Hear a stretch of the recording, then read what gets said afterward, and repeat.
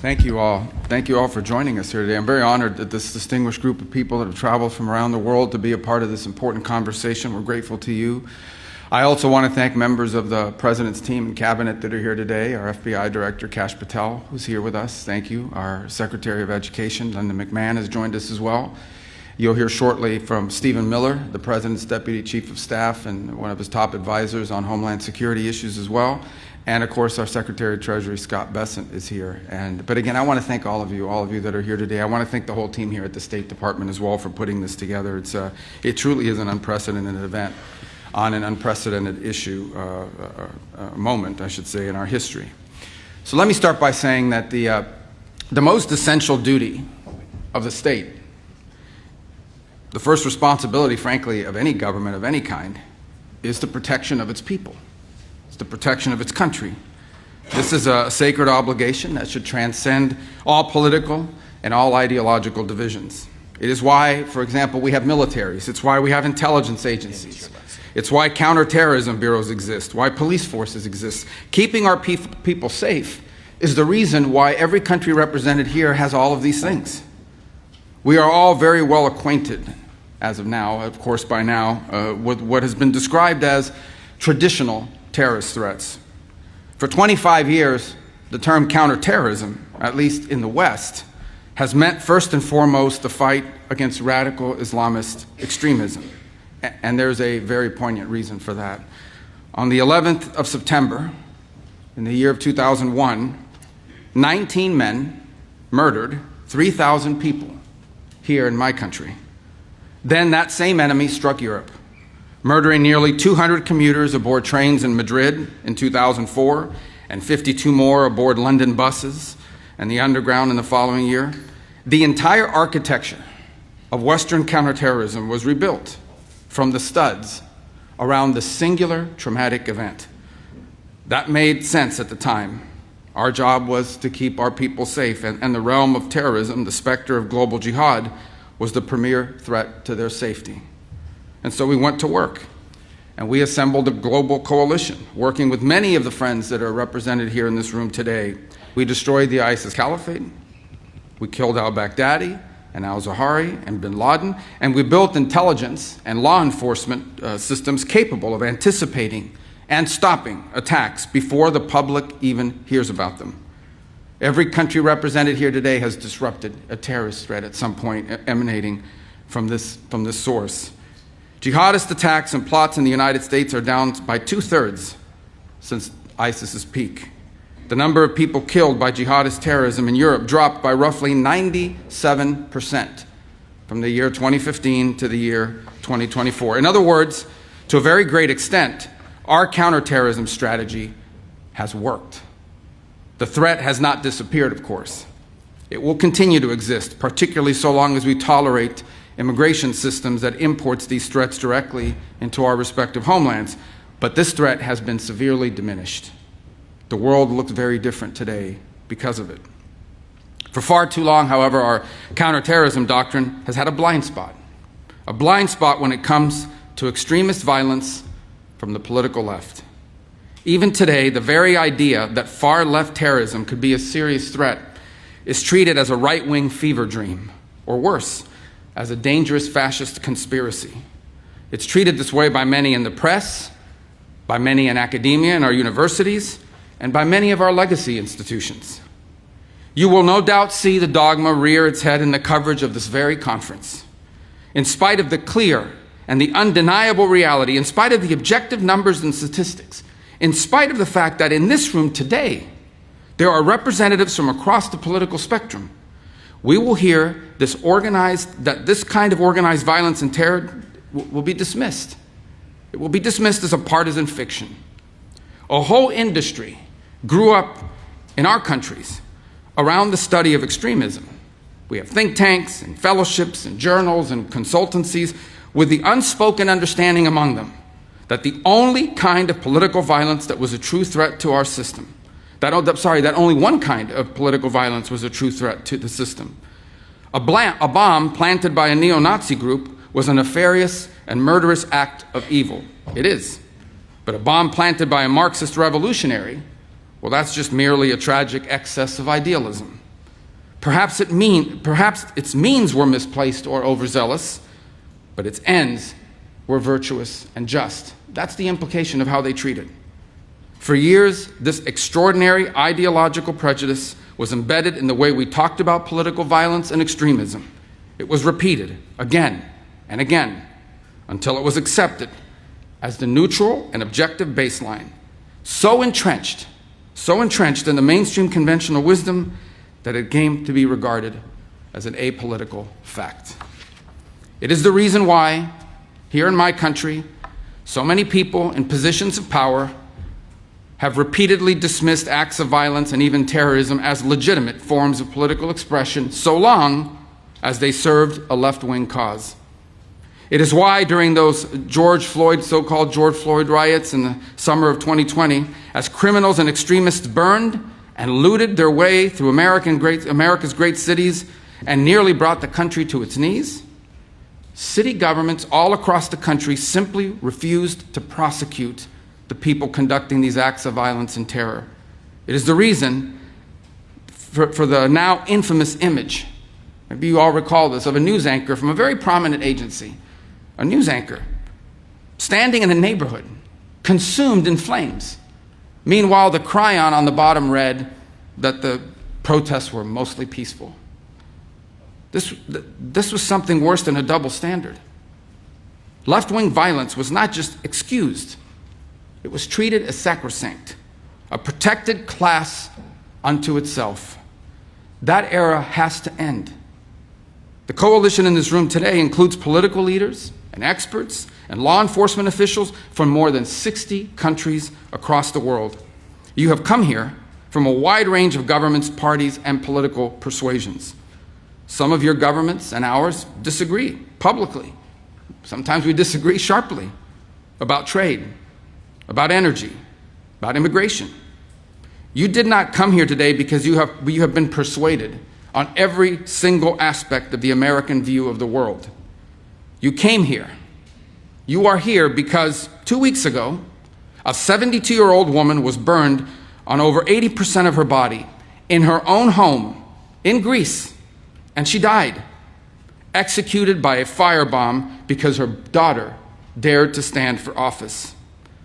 You are here today because for 5 days this winter, the lights went out in Berlin, the longest blackout in the city since the Second World War, sparked by an attack that left tens of thousands of households without power in the freezing cold and left an 83-year-old woman dead.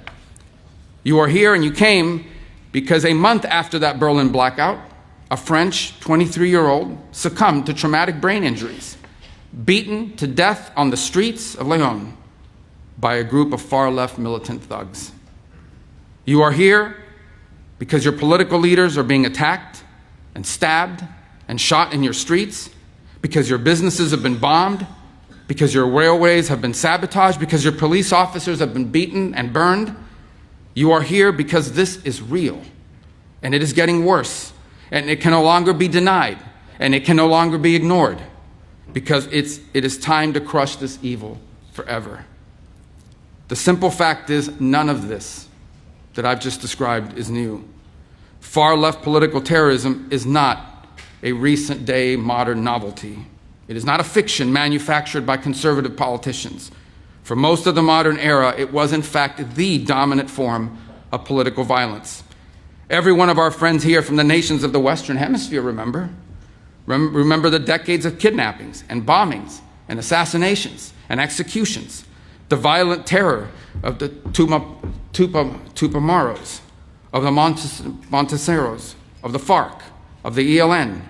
You remember the inhuman savagery of Peru's Shining Path, the Maoist fanatics who massacred the peasant villages of Peru, hacking pregnant women and newborn infants to death with axes and machetes.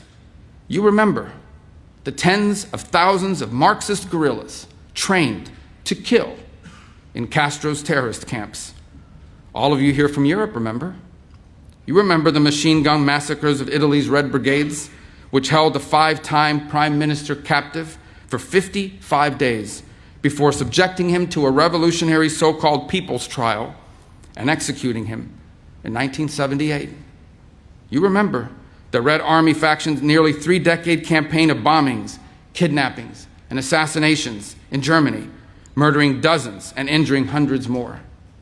You remember the 17 November organization in Greece, the Marxist extremists that terrorized Athens for more than a quarter century, including, by the way, shooting my country's CIA station chief dead outside of his home, in front of his wife, as they were returning home from a Christmas party. And here in America, we remember. We remember the same reign of deadly terror, justified by the same slogans, motivated by the same wicked ideas.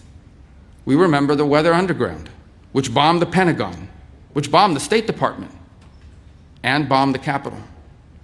We remember the Black Liberation Army, which staged armed robberies and executed police officers at point-blank range. We remember the Symbionese Liberation Army, which shot a public school superintendent to death with cyanide-packed hollow point bullets. In one 18-month period, between 1971 and 1972, the FBI counted some 2,500 bombings on American soil, a rate of nearly 5 a day. The overwhelming share of that violence came from left-wing extremists. Between 1970 and 1980, 93% of terrorist attacks in the West came from the far extremist left. These are numbers that would shock most Americans today because we've been taught to believe that this kind of political violence, it simply doesn't exist or it's being exaggerated. But it does exist, and we're actually underestimating it. And our nations bear the scars to prove it. And today we face a new wave of this old evil. Here in the United States, the share of left-wing terrorist attacks and plots has risen to levels not seen in decades. In Germany, far-left violence has jumped by more than 40% in just the last year alone. In Greece, more than 80% of radical violence is now driven by far-left and anarchist actors. These are not abstract statistics. Americans have seen what those numbers mean. An all-out assault on our immigration officers, sniper attacks, explosives, armed ambushes, a transgender shooter opening fire on Catholic elementary school students as they pray, his gun marked with slogans like, "Where is your God now?" A healthcare executive executed in cold blood in the streets. Multiple assassination attempts on a sitting president, and the murder of the greatest conservative activist of a generation, a man who happened to also be a husband and the father of 2 young children, shot and killed while speaking to a crowd of students. This is a distinctive and unique evil. It has always been driven by a hatred, above all else, a hatred for civilization itself. It is a revolt of the worst against the best, a revolt of the weak and the cowardly against the strong and the good. It is perpetrated by those who cannot build, who cannot create, who cannot achieve great things, and take their revenge upon the world for their own inadequacy by seeking to destroy those who can. This is what radical leftism is. It may wear various different slogans and ideologies across place and time. They can call themselves anti-capitalist or anti-imperialist or communist or anarchist or Marxist, but the fundamental character is always the same. It's always the same. It is a poisonous resentment cloaked in the language of equality and justice and liberation, an overwhelming need to tear down what greater men have built, to wreck what is beautiful and what is right on behalf of people who are only filled with ugliness and have nothing else to offer the world. Through violence and through terror, they once again seek to impose their ugliness on all of us. The old dogma was wrong. The old dogma was wrong. None of this is driven by idealism. It is not utopian. In fact, it is the opposite. One of the criticisms you sometimes hear of communism, for example, is that it sounds good in theory, but it never works in practice. That's actually not true. Communism does not sound good in theory.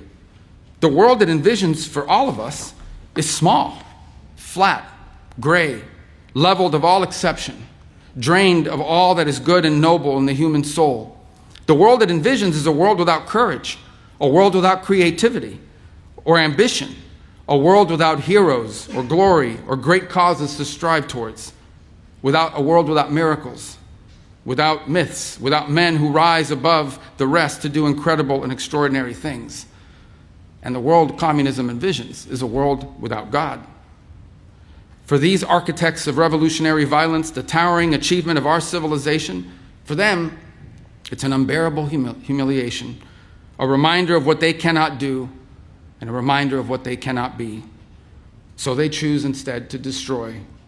They attack pipelines, they attack railroads, they attack power grids and laboratories, the physical embodied symbols of power and invention and achievement.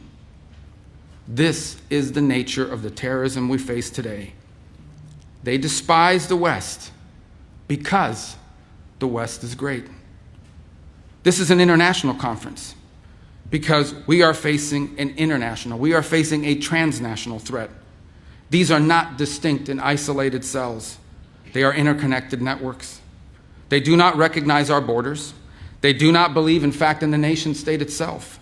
They coordinate, they communicate, they travel, they train, and they act together, sharing the same infrastructure, sharing the same enemies, sharing the same mission. Antifa militants and their comrades travel from across Europe and to the Americas to participate in each other's attacks, to funnel propaganda and training materials and target information through shared encrypted channels, moving through underground networks of safe houses and finance, and sustain their operations through transnational funds. And they work alongside hostile foreign states that share their mission, like Iranian proxy networks, who are increasingly intimately tied to leftist militant groups around the world. The Cuban regime's sprawling intelligence and ideological network helped to build the far left in our country and in our hemisphere, and it remains inextricably linked to the far left groups and movements across and beyond the West. Today's far left terrorists can raise money in one country. They can host their communications in a second country. They can receive training in a third country. They can recruit militants in a fourth country, and then together strike a target in a fifth country. And so we have no choice but to confront this menace together. We will either cooperate across our borders, or the terrorists will continue to exploit the gaps between them. Under President Trump, for the first time, the United States is building the infrastructure, the partnership, and the strategy to defeat the scourge of far-left terror. The President signed National Security Presidential Memorandum No. 7, outlining a comprehensive strategy to investigate and disrupt Antifa terror networks and their allies.